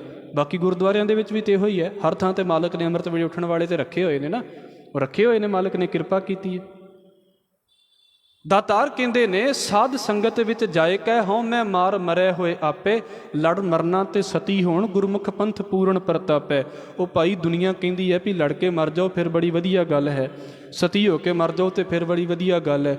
ਇੱਕ ਹੰਕਾਰ ਕਰਕੇ ਮਰਦਾ ਤੇ ਇੱਕ ਅਗਿਆਨਤਾ ਕਰਕੇ ਮਰਦੀ ਹੈ। ਭਾਈ ਗੁਰਦਾਸ ਸਾਹਿਬ ਕਹਿੰਦੇ ਅਸੀਂ ਨਹੀਂ ਇਹਨਾਂ ਗੱਲਾਂ ਦੇ ਨਾਲ ਸਹਿਮਤ। ਗੁਰਮੁਖਾਂ ਦੇ ਵਿੱਚ ਸਤੀ ਹੋਣਾ ਕੀ ਹੈ, ਸਾਡੇ ਵਿੱਚ ਗੁਰਮੁਖ ਪੰਥ ਦੇ ਵਿੱਚ ਸਤੀ ਹੋਣਾ ਕੀ ਹੈ? ਅੱਜ ਉੱਤੇ ਬੋਲਿਆ ਹੈ ਵੀ ਅੰਮ੍ਰਿਤ ਵੇਲੇ ਉੱਠੋ, ਸ਼ਬਦ ਪੜ੍ਹੋ, ਗੁਰਬਾਣੀ ਪੜ੍ਹੋ, ਆਪਣੇ ਆਪ ਨੂੰ ਹਉਮੈ ਤੋਂ ਖਾਤਮਾ ਕਰੋ ਨਾ, ਇਹ ਹੈ ਸਾਡੇ ਵਿੱਚ ਸਤੀ ਹੋਣਾ। ਲੜ ਮਰਨਾ ਤੈ ਸਤੀ ਹੋਣ ਗੁਰਮੁਖ ਪੰਥ ਪੂਰਨ ਪ੍ਰਤਾਪੈ, ਸੱਚ ਸਿਦਕ ਸੱਚ ਪੀਰ ਪਛਾਪੈ। ਮੈਂ ਬੜੀ ਵਾਰ ਬੇਨਤੀ ਕਰਦਾ ਹੁੰਦਾ, ਮਨ ਨੂੰ ਮਾਰ ਕੇ ਬਿਨਾਂ ਨਾਗੇ ਤੋਂ ਸੰਗਤ ਕਰਨੀ, ਬਿਨਾਂ ਛੁੱਟੀ ਤੋਂ ਸੰਗਤ ਕਰਨੀ, ਬਿਨਾਂ ਨਾਗੇ ਤੋਂ ਪਾਠ ਕਰਨੇ। ਵੀ ਇਹ ਥੋੜ੍ਹਾ ਵੀ ਅੱਜ ਜਪਜੀ ਸਾਹਿਬ ਪੜ੍ਹ ਲਿਆ ਤਾਂ ਹੁਣ ਪੜ੍ਹੀ ਜਾਣਾ ਸਾਰੀ ਜ਼ਿੰਦਗੀ, ਇਹਨੂੰ ਸਾਰੀ ਜ਼ਿੰਦਗੀ ਹੀ ਪੜ੍ਹਨਾ ਹੈ। ਮਨ ਕਹਿੰਦਾ ਹੈ, ਨਹੀਂ ਕਹਿੰਦਾ ਹੈ ਤਾਂ ਵੀ ਕਰਨਾ ਹੀ ਕਰਨਾ ਹੈ। ਮਨ ਕਹਿੰਦਾ ਹੈ ਸੇਵਾ ਕਰਨੀ ਹੈ, ਨਹੀਂ ਕਰਨੀ, ਜੋ ਮਰਜ਼ੀ ਕਹੀ ਜਾਵੇ, ਬਸ ਕਰਨਾ ਹੀ ਕਰਨਾ ਹੈ। ਬਾਬਾ ਕਬੀਰ ਨੇ ਉਹ ਗੱਲ ਸਾਡੇ ਸਾਹਮਣੇ ਰੱਖੀ ਹੈ, ਭਾਈ ਜਿੱਦਾਂ ਜਿਹੜੀ ਇਸਤਰੀ ਨੂੰ ਸਤੀ ਕੀਤਾ ਜਾਣਾ ਹੋਵੇ, ਉਹ ਅੱਗ ਨੂੰ ਕਹਿੰਦੀ ਹੈ ਨਾ ਵੀ ਹੁਣ ਮੇਰਾ ਤੇ ਤੇਰਾ ਕੰਮ ਰਹਿ ਗਿਆ ਹੈ, ਬਾਕੀ ਦੁਨੀਆ ਤੇ ਮੁੜ ਗਈ ਹੈ। ਮਹਾਰਾਜ ਕਹਿੰਦੇ ਇੱਦਾਂ ਮੈਂ ਗੁਰੂ ਦੇ ਕੋਲ ਆ ਕੇ ਆਖਾਂ ਕਿ ਸੱਚੇ ਪਾਤਸ਼ਾਹ ਹੁਣ ਤੇ ਮੇਰਾ ਤੇ ਤੇਰਾ ਕੰਮ ਰਹਿ ਗਿਆ ਹੈ, ਮੈਨੂੰ ਬਾਕੀ ਦੁਨੀਆ ਦੇ ਨਾਲ ਕੀ ਮਤਲਬ ਹੈ, ਕਿ ਬਾਕੀ ਦੁਨੀਆ ਮੇਰੇ ਬਾਰੇ ਕੀ ਸੋਚਦੀ ਹੈ। ਇਸ ਕਰਕੇ ਇਸ ਗੱਲ ਦੀ ਬੇਨਤੀ ਕਹਿ ਕੇ ਤੇ ਮੈਂ ਸ਼ਲੋਕ ਦੀ ਸਮਾਪਤੀ ਕਰਾਂਗਾ। ਵੈਸੇ ਇੱਕ ਸ਼ਬਦ ਹੋਰ ਵੀ ਅਸੀਂ ਬੜਾ ਪੜ੍ਹਦੇ ਹੁੰਦੇ ਹਾਂ। ਹਜ਼ੂਰ ਕਹਿੰਦੇ ਨੇ ਨਾ, ਉਹ ਜਿਹੜਾ ਸ਼ਬਦ ਹੈ ਡਗਮਗ ਛਾੜ ਰੇ ਮਨ ਬੌਰਾ, ਅਬ ਤੋਂ ਜਰੇ ਮਰੇ ਸਿੱਧ ਪਾਈ ਹੈ ਲੀਨੋ ਹਾਥ ਸਿੰਧੌਰਾ। ਸ਼ਬਦ ਹੈ ਮਨ ਰੇ ਛਾਡੋ ਭਰਮ ਪ੍ਰਗਟ ਹੋਏ ਨਾਚੋ, ਇਆ ਮਾਇਆ ਕੇ ਡਾਂਡੇ ਸੂਰ ਕੇ ਸਨਮੁਖ ਰਨ ਤੇ ਡਰ ਪੈ, ਸਤੀ ਕੇ ਸੰਚੈ ਭਾਂਡੇ। ਦਾਤਾਰ ਕਹਿੰਦੇ ਸੂਰਮਾ ਕਾਹਦਾ ਹੋਇਆ? ਜਿਹੜਾ ਸਾਹਮਣੇ ਲੜਾਈ ਨੂੰ ਵੇਖੇ ਤੇ ਫਿਰ ਪਛਾਣ ਨੂੰ ਮੁੜ ਪਵੇ। ਜਦੋਂ ਹੁਣ ਪਤਾ ਵੀ ਲੜਾਈ ਹੋਣੀ ਹੈ ਤੇ ਫਿਰ ਗਾਂਹ ਨੂੰ ਜਾਵੇ ਨਾ, ਫਿਰ ਪਿੱਛੇ ਨੂੰ ਕਾਹਦੇ ਲਈ ਮੁੜਦਾ ਪਿਆ ਹੈ? ਸਤੀ ਕੇ ਸਾਂਚੇ ਭਾਂਡੇ। ਉਹ ਸਤੀ ਕਾਹਦੀ ਹੋਈ? ਜਿਹੜੀ ਭਾਂਡੇ ਇਕੱਠੇ ਕਰਨ ਦੇ ਵਿੱਚ ਲੱਗੀ ਹੋਈ ਹੈ, ਜਿਹਨੂੰ ਪਤਾ ਵੀ ਹੁਣ ਜਾਣਾ ਹੈ ਤੇ ਫਿਰ ਤੁਰ ਪਵੇ। ਡਗਮਗ ਛਾੜ ਰੇ ਮਨ ਬੌਰਾ, ਮਨ ਇੱਧਰ ਉੱਧਰ ਭਟਕਣਾ ਛੱਡ ਦੇ। ਜੇ ਤੈਨੂੰ ਪਤਾ ਹੈ ਵੀ ਤੂੰ ਗੁਰੂ ਘਰ ਦੇ ਵੱਲ ਤੁਰਿਆ ਤਾਂ ਫਿਰ ਤੁਰਦਾ ਕਿਉਂ ਨਹੀਂ ਹੈ? ਅਬ ਤੋਂ ਜਰੇ ਮਰੇ ਸਿੱਧ ਪਾਈ ਹੈ ਲੀਨੋ ਹਾਥ ਸਿੰਧੌਰਾ। ਜਦੋਂ ਤੂੰ ਹੱਥ ਦੇ ਵਿੱਚ ਉਹਦੇ ਵਾਂਗੂ ਸਤੀ ਵਾਂਗੂ ਨਾਰੀਅਲ ਫੜ ਹੀ ਲਿਆ ਹੈ ਤੇ ਹੁਣ ਤੈਨੂੰ ਪਤਾ ਵੀ ਹੁਣ ਤੇ ਸੜ ਕੇ ਮੁਕਤੀ ਹੋਣੀ ਹੈ, ਤਾਂ ਫਿਰ ਤੁਰਦਾ ਕਿਉਂ ਨਹੀਂ ਇਸ ਪਾਸੇ ਨੂੰ? ਜੱਗੋ ਤੱਕ ਇਹ ਕੀ ਕਰਦਾ ਪਿਆ ਹੈ ਵੀ ਅੱਜ ਨਹੀਂ ਕੱਲ੍ਹ ਤੋਂ ਅੰਮ੍ਰਿਤ ਵੇਲਾ ਸੰਭਾਲਾਂਗੇ, ਅੱਜ ਨਹੀਂ ਕੱਲ੍ਹ ਤੋਂ। ਕਿੰਨਾ ਯਕੀਨ ਹੈ ਨਾ ਕੱਲ੍ਹ ਦੇ ਉੱਤੇ। ਮਰਦ ਕਹਿੰਦੇ ਡਗਮਗ ਛਾੜ ਰੇ ਮਨ ਬੌਰਾ, ਅਬ ਤੋਂ ਜਰੇ ਮਰੇ ਸਿੱਧ ਪਾਈਆ ਲੀਨੋ ਹਾਥ ਸਿੰਧੌਰਾ। ਕਾਮ ਕ੍ਰੋਧ ਮਾਇਆ ਕੇ ਲੀਨੇ ਇਆ ਵਿਦ ਜਗਤ ਬਿਗੂਤਾ। ਸੰਸਾਰ ਨੂੰ ਜਾਂ ਤੇ ਕਾਮ ਨੇ ਫੜਿਆ ਹੋਇਆ, ਜਾਂ ਫਿਰ ਕ੍ਰੋਧ ਨੇ ਫੜਿਆ, ਤੇ ਜਾਂ ਮੋਹ ਨੇ ਫੜਿਆ ਹੋਇਆ ਹੈ। ਇਆ ਵਿਦ ਜਗਤ ਬਿਗੂਤਾ। ਸੰਸਾਰ ਇਸੇ ਚੀਜ਼ ਦੇ ਵਿੱਚ ਖਚਿਤ ਹੋ ਰਿਹਾ ਹੈ। ਕਹਿ ਕਬੀਰ ਰਾਜਾ ਰਾਮ ਨਾ ਛੋਡੋਂ, ਸਗਲ ਊਚ ਤੇ ਉੱਚਾ। ਬਾਬਾ ਕਬੀਰ ਕਹਿੰਦੇ ਮੈਂ ਮਾਲਕ ਨੂੰ ਨਹੀਂ ਛੱਡਦਾ ਜਿਹੜਾ ਸਾਰਿਆਂ ਤੋਂ ਉੱਚਿਆਂ ਤੋਂ ਉੱਚਾ ਹੈ। ਕਹਿਣ ਦਾ ਭਾਵ ਇਸ ਸ਼ਲੋਕ ਦੇ ਵਿੱਚ ਇਹ ਹੈ ਵੀ ਹੁਣ ਦੁਬਿਧਾ ਵਾਲੇ ਪਾਸੇ ਤੋਂ ਨਹੀਂ, ਆਲਸ ਵਾਲੇ ਪਾਸੇ ਤੋਂ ਨਹੀਂ। ਜੇ ਤੁਰੇ ਹਾਂ ਨਾ ਗੁਰੂ ਨਾਨਕ ਸਾਹਿਬ ਦੇ ਘਰ ਦੇ ਵੱਲ ਗੁਰੂ ਦੀ ਬਖਸ਼ਿਸ਼ ਦੇ ਨਾਲ, ਤੇ ਹੁਣ ਪੈਂਡਾ ਅਗਾਂਹ ਦੇ ਵੱਲ ਹੋਵੇ। ਹੁਣ ਇਹ ਨਾ ਹੋਵੇ ਵੀ 2 ਕਦਮ ਗਾਂਹ ਪੁੱਟ ਕੇ ਤੇ ਫਿਰ ਖਲੋ ਜਾਈਏ ਵੀ ਕੋਈ ਨਹੀਂ ਕੱਲ੍ਹ ਤੋਂ ਸ਼ੁਰੂ ਕਰਾਂਗੇ। ਕੱਲ੍ਹ ਫਿਰ ਕਦਮ ਆਪਣੇ ਆਪ ਹੀ ਉੱਥੇ ਚਲੇ ਜਾਂਦੇ ਨੇ, ਪੈਂਡਾ ਸ਼ੁਰੂ ਹੀ ਨਹੀਂ ਹੁੰਦਾ ਸਾਡਾ। ਇੱਕ ਬਚਨ ਕਹਿ ਕੇ ਅਗਲਾ ਸ਼ਲੋਕ ਸ਼ੁਰੂ ਕਰਾਂਗਾ। ਗੁਰੂ ਅਰਜਨ ਸਾਹਿਬ ਮਹਾਰਾਜ ਜੀ ਦਾ ਬੜੀ ਚੜ੍ਹਦੀ ਕਲਾ ਵਾਲਾ ਸ਼ਲੋਕ ਹੈ। ਦਾਤਾਰ ਕਹਿੰਦੇ ਨੇ ਅਗਾਹਾਂ ਕੁ ਤਰਾਂਗ, ਪਿੱਛਾ ਫੇਰ ਨਾ ਮੋਢੜਾ। ਮਰਦ ਕਹਿੰਦੇ ਗਾਂ ਨੂੰ ਤੁਰਨਾ, ਪਛਾਣ ਨੂੰ ਕੋ ਮੋਢੇ ਮਾਰਦਾ ਫਿਰਦਾ ਹੈ। ਕਦੀ ਕਦੀ ਨਾ ਇੱਦਾਂ ਦੀਆਂ ਗੱਲਾਂ ਹੁੰਦੀਆਂ ਨੇ ਵੀ ਬੰਦੇ ਨੂੰ ਥੋੜ੍ਹਾ ਜਿਹੀ ਹਿੰਮਤ ਚਾਹੀਦੀ ਹੁੰਦੀ ਹੈ। ਕੁਝ ਗੱਲਾਂ ਤਾਂ ਹੁੰਦੀਆਂ ਨੇ ਵੀ ਆਮ ਜੀਆਂ ਗੱਲਾਂ ਕਹੀ ਜਾਵੇ, ਬੰਦੇ ਦੇ ਉੱਤੇ ਅਸਰ ਨਹੀਂ ਹੁੰਦਾ, ਵੀ ਥੋੜ੍ਹਾ ਜਿਹਾ ਮਨ ਨੂੰ ਤਗੜਾ ਕਰਨ ਦੀ ਲੋੜ ਹੁੰਦੀ ਹੈ। ਇਹ ਸਤਿਗੁਰੂ ਦੇ ਉਹਨਾਂ ਬਚਨਾਂ ਦੇ ਵਿੱਚੋਂ ਬਚਨ ਹੈ। ਜਿੱਦਾਂ ਕਿਸੇ ਬੰਦੇ ਦੇ ਕੋਲੋਂ ਕੋਈ ਭਾਰ ਨਾ ਚੁੱਕਿਆ ਜਾ ਰਿਹਾ ਹੋਵੇ ਅਤੇ ਲਾਗੇ ਬੈਠਾ ਬੰਦਾ ਹੱਲਾ ਸ਼ੇਰੀ ਦੇ ਦੇਵੇ ਵੀ ਤਗੜਾ ਹੋ ਕੇ ਚੁੱਕ, ਇਹਨੂੰ ਚੁੱਕਿਆ ਕਿਉਂ ਨਹੀਂ ਜਾਂਦਾ? ਵੇਖੋ ਬੰਦਾ ਜ਼ੋਰ ਲਾ ਲੈਂਦਾ ਤਾਂ ਚੁੱਕਿਆ ਵੀ ਜਾਂਦਾ। ਇਹਦਾ ਮਤਲਬ ਹੁੰਦਾ ਵੀ ਮਨ ਰੁਕਿਆ ਹੁੰਦਾ ਹੈ, ਮਨ ਨੂੰ ਇੱਕ ਆਲਸ ਜਿਹਾ ਆਇਆ ਹੁੰਦਾ ਹੈ ਵੀ ਮੇਰੇ ਕੋ ਕਿੱਥੇ ਹੋਣਾ ਹੈ।